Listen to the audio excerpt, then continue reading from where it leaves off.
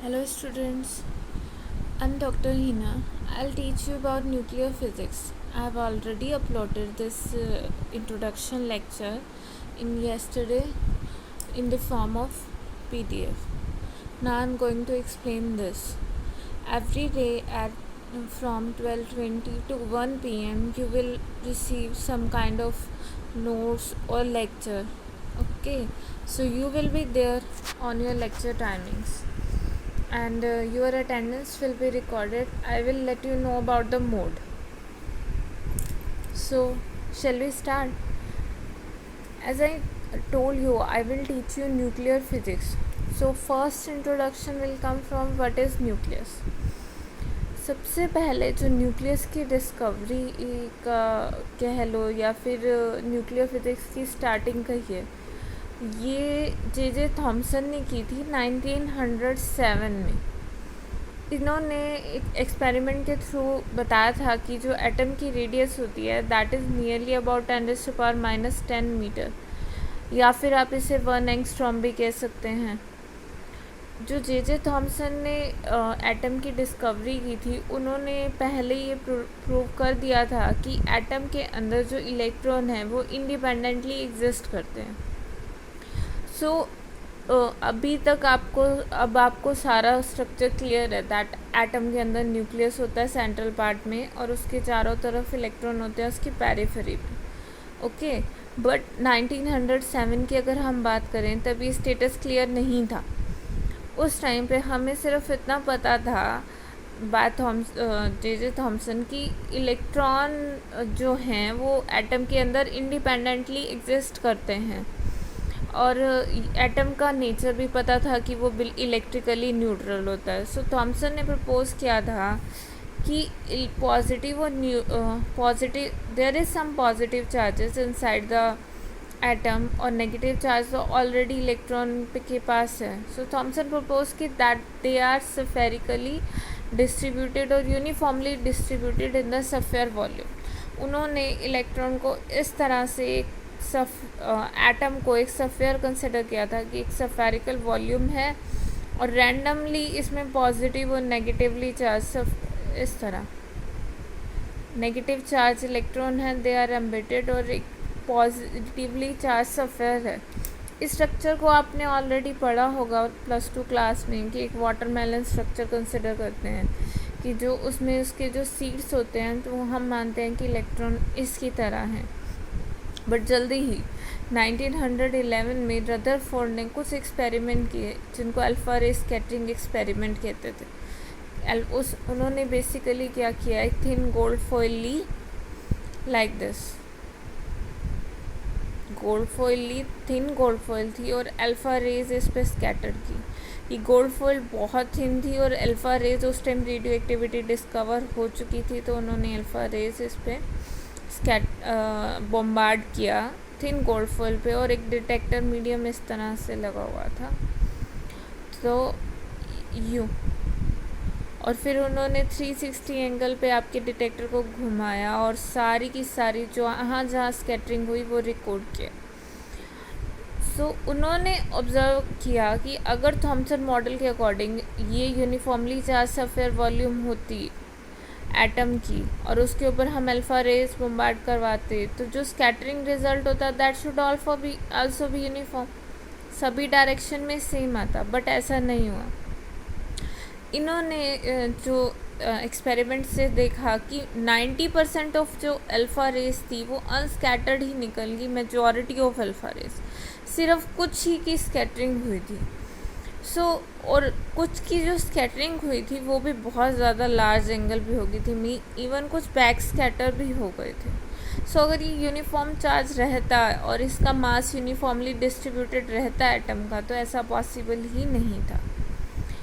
इस large scattering को encounter करने के लिए रदरफोर्ड ने कहा कि सारा का सारा मास जो है या फिर पॉजिटिव चार्ज है इस तरह यूनिफॉर्मली चार्ज की जगह एक स्मॉल सेंट्रल कोर में डिस्ट्रीब्यूटेड है, जहाँ पे एटम का सारा मास भी है और पॉजिटिवली चार्ज भी है और इलेक्ट्रॉन उसके चारों ओर रिवॉल्व कर रहे हैं, और this positively charge core is called your nucleus. और उन्होंने इसका जस्ट एक एस्टिमेट दिया, दैट इज़ न्यूक्लियस का जो साइज़ होता है 10⁻⁻14 to 10⁻⁻15। एटम का size itself is very small, 10⁻⁻10 metre. और फर्दर न्यूक्लियस की बात करें तो और स्मॉल हो जाता है, 10⁻⁻14 मीटर। अब देखिए एटम में सारा का सारा मास सिर्फ इतनी जगह पे कंसंट्रेटेड है और 10⁻⁴ इतना ज़्यादा स्पेस खाली है। 10⁻⁴, दोनों में ऑर्डर में देखें तो 10⁻⁴ का गैप है, इसीलिए मेजॉरिटी ऑफ अल्फा पार्टिकल बिना स्कैटर्ड हुए ही पास हो गए थे। See here is a glimpse of Rutherford alpha ray scattering experiment. आपको जस्ट ग्लिम्स दिया, डिटेल में हम आगे करेंगे। सो यहाँ पे इनके अकॉर्डिंग जो सारा का सारा पॉजिटिव चार्ज था, see these are the major outcome. Firstly atom has a large empty space, already I have told you this कि major of the alpha particles जो थे यूं ही चले गए थे, बहुत कम स्कैटरिंग हुई थी। सारा का सारा मास सेंटर पे लोकेटेड था। All of the mass is located at the centre which is known as the nucleus, and nucleus is your positively charge, and this causes alpha particles to deflect from its path. Third, nuclear occupies very small volume. पूरे atom का space था 10⁻⁻10 metre और nucleus ने सिर्फ 10⁻⁻14 metre space लिया था, और सारा का सारा पॉजिटिव चार्ज इस जगह पे कंसंट्रेटेड है जिसको हम न्यूक्लियस कहते हैं। सो एटम की डिस्कवरी की बात करें, first major point was the Thomson model. तब हमें पता चला था कि एटम जो है फर्दर ब्रेकेबल है और उसके अंदर इलेक्ट्रॉन इंडिपेंडेंटली एग्जिस्ट कर रहे हैं जो कि केमिकल रिएक्शन में पार्ट लेते हैं। बट उन्होंने कहा कि पॉजिटिवली चार्ज जो सफ़ेयर है वो यूनिफॉर्म है। नेक्स्ट बात आई रदरफोर्ड स्कैटरिंग की। रदरफोर्ड मॉडल 1911 में आया। अब हमें एटम के बारे में दो चीज़ें पता चल गई। वन थिंग इज़ कि जो सारा का सारा पॉजिटिव चार्ज है वो सेंट्रल कोर में है, ओके, जिसको हम न्यूक्लियस बोलते हैं, एंड जो इलेक्ट्रॉन है उसके बाहर पेरिफेरी में है, और जो भी केमिकल रिएक्शन होती है मेजरली इलेक्ट्रॉन के साथ होती है, और ऑलमोस्ट स्पेस एटम के अंदर एम्प्टी है। So these things are clear about the atom. Now दो बातें तो हमारी क्लियर हो गई हैं कि एटम के अंदर सारा का सारा पॉजिटिव चार्ज न्यूक्लियस में है, एंड सेकेंड थिंग इसकी इलेक्ट्रॉन आउटसाइड रिवॉल्व करवा रहे। नेक्स्ट बात आती है आपकी न्यूक्लियर कंपोजिशन की। न्यूक्लियर कंपोजिशन, यहाँ पे दो प्रोमिनेंट हाइपोथेसिस है आपके पास। One is your proton electron hypothesis, second is your proton neutron hypothesis. Okay, so आज हम डिस्कस करेंगे प्रोटॉन इलेक्ट्रॉन हाइपोथेसिस। अभी तो आपको पता है कि न्यूक्लियस के अंदर आपके पास प्रोटॉन होते हैं, न्यूट्रॉन होते हैं, बट ये हम बात कर रहे हैं 1930 से पहले की। तब तक सिर्फ प्रोटॉन की डिस्कवरी हुई थी, न्यूट्रॉन की डिस्कवरी नहीं हुई थी। That means you don't know about neutron. आपको सिर्फ ये पता है कि एटम के अंदर दो कॉन्स्टिट्यूएंट होते हैं, and that are proton and electron. So उन्होंने उसी के बेसिस पे एक थ्योरी बनाया, that is called proton electron hypothesis. According to this theory, इसके लिए उन्होंने कुछ जस्टिफिकेशन या एक्सपेरिमेंटली ऑब्जर्व फैक्ट्स देखे थे। वन थिंग इज़ कि electrons are emitted from radioactive material. Alpha decay, beta decay radioactivity इससे बहुत पहले डिस्कवर हो चुकी थी। So radioactive element material से इलेक्ट्रॉन निकल रहे थे। इलेक्ट्रॉन अगर बीटा पार्टिकल्स वहाँ से निकल रहे हैं, दैट मीन्स एटम के अंदर प्रेजेंट होंगे ही। सेकेंड थिंग इज़ कि अगर आप एटम के मासेस की बात करो, you all know atomic masses are almost integral multiple of masses of hydrogen atom या फिर प्रोटॉन कह लो। बट जो थोड़ी बहुत वेरिएशन होती है, they thought this is because of the different type of isotope. Isotope, I hope you know isotopes क्या होते हैं। आइसोटोप्स में वो एटम, ये ऐसे आप कह सकते हैं कि दो एटम्स जिनका मास नंबर, आइसोटॉप में मास नंबर थोड़ा बहुत डिफरेंट होता है और नंबर ऑफ प्रोटॉन उनमें सेम रहते हैं, या फिर एटॉमिक नंबर जिससे आप कहते हैं Z सेम होता है और A डिफरेंट होता है। सो दे थॉट ऑफ कि डिफरेंट आइसोटॉप प्रेजेंट की वजह से ये ऑलमोस्ट इंटेग्रल मल्टीपल का कंसेप्ट रहता है। Third, atom as a whole is neutral, और हमारे अंदर पास नेगेटिवली चार्ज इलेक्ट्रॉन भी हैं और पॉजिटिवली चार्ज प्रोटॉन भी हैं। सो अगर उसको न्यूट्रल करना है so they should be equal in number. Example consider कीजिए, जैसे नाइट्रोजन एटम की हम बात करते हैं, इसका एटॉमिक वेट 14 है. सो अगर इसके अंदर सिर्फ प्रोटॉन और इलेक्ट्रॉन है, इलेक्ट्रॉन का मास निग्लिजिबल होता है in comparison with the mass of proton. So और चार्ज उसके न्यूक्लियस पे 14 है, एटॉमिक वेट 14 है, तो number of proton should be 14. Okay, according to this hypothesis. और नंबर ऑफ प्रोटॉन 14 है. इसका नाइट्रोजन का atomic number you all know 7 and mass number is 14. So there is charge on nucleus as well as number of electron. Periphery में कितने हो गए? 7. But atom को whole neutral करने के लिए हमें नंबर ऑफ इलेक्ट्रॉन कितने चाहिए? 14. So they give hypothesis that only 7 electron are outside and 7 electron are inside the nucleus. किसी भी बात करें तो उन्होंने एक्सपेरिमेंट ने पहले ही कंफर्म किया है कि आउटसाइड जो इलेक्ट्रॉन होते हैं they are 7. That is equals to atomic number of any atom. So they said rest of electron are lying inside the nucleus. इसी वजह से न्यूक्लियस पे चार्ज भी +7 है. ओके और क्योंकि इलेक्ट्रॉन का मास नेग्लिजिबल होता है in comparison with the mass of nitrogen, so वो इतना ज़्यादा इफेक्ट नहीं करता ओवरऑल मास को.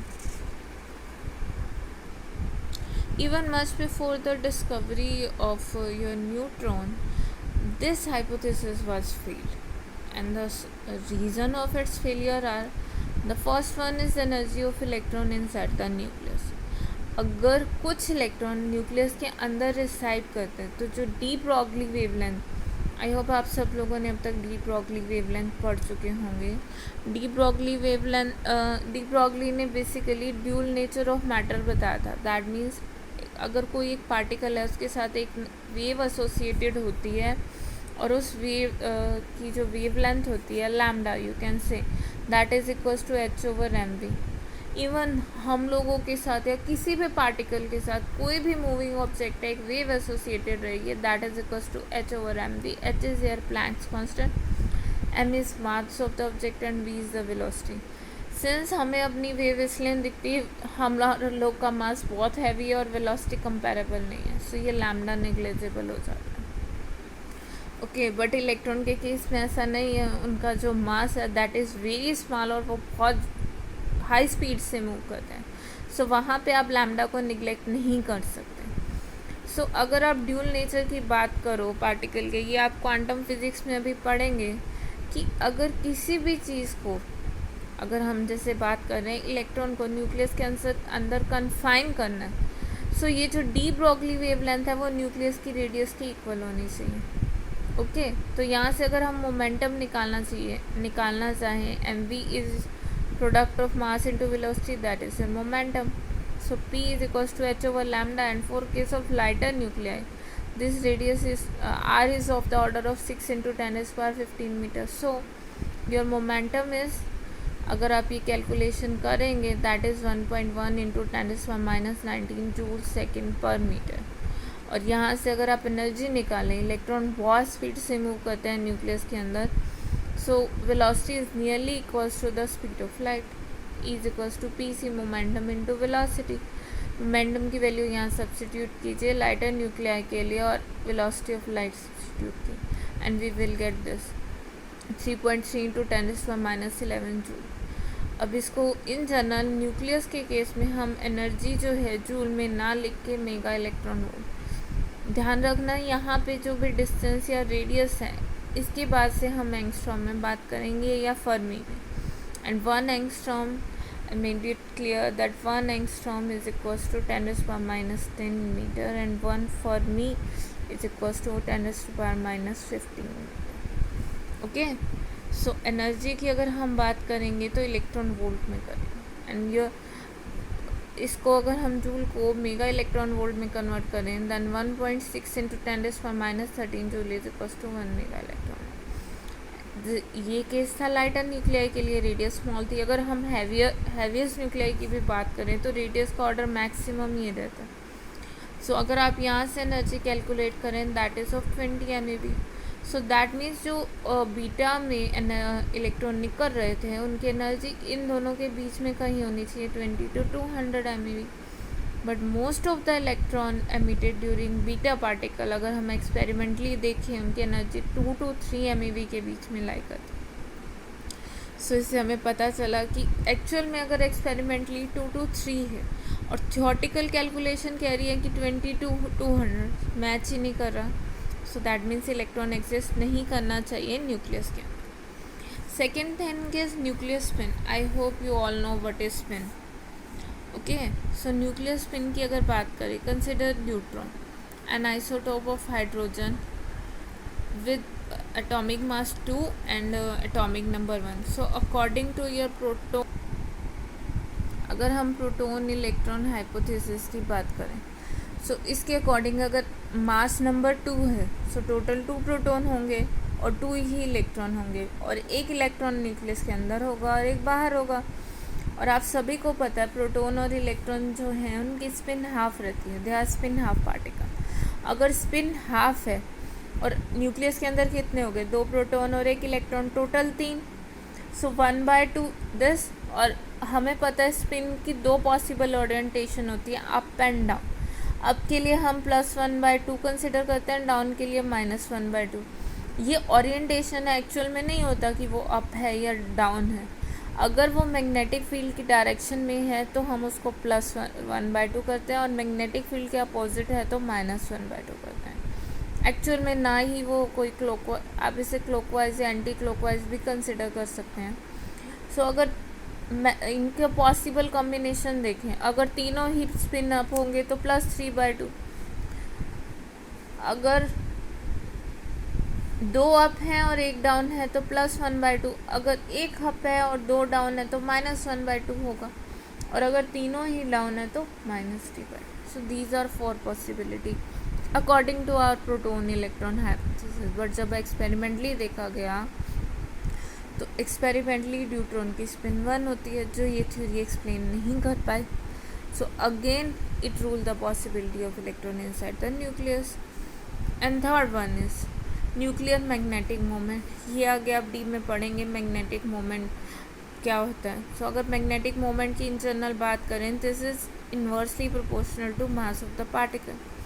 So mass of electron is nearly 2000 times smaller than mass of proton. Therefore, magnetic moment of electron is 2000 times greater than that of proton. So electron अगर nucleus के अंदर resided करता तो magnetic moment of nucleus जो है वो order of electron के order का होना चाहिए, बट एक्चुअली में वो जो है प्रोटॉन कि मैग्नेटिक मोमेंट के ऑर्डर का होता है। ये पॉसिबिलिटी कुछ अजीब सी लगी कि अगर इलेक्ट्रॉन का magnetic moment 2000 times small greater है आउटसाइड द न्यूक्लियस के अंदर जाने से इतना कम कैसे हो।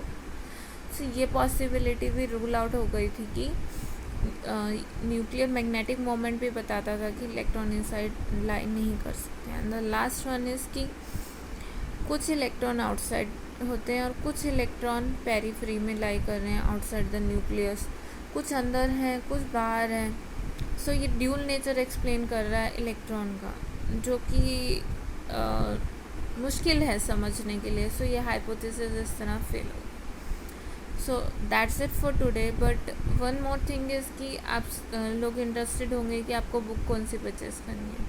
अभी तक हम लोगों के पास सिर्फ मॉडर्न पब्लिशर की ही बुक आई है, अभी तक हमने आरचंद या और कोई बुक नहीं देखी है। So I will let you know, इतनी जल्दबाजी मत कीजिए बुक लेने के लिए। Okay, so that's it.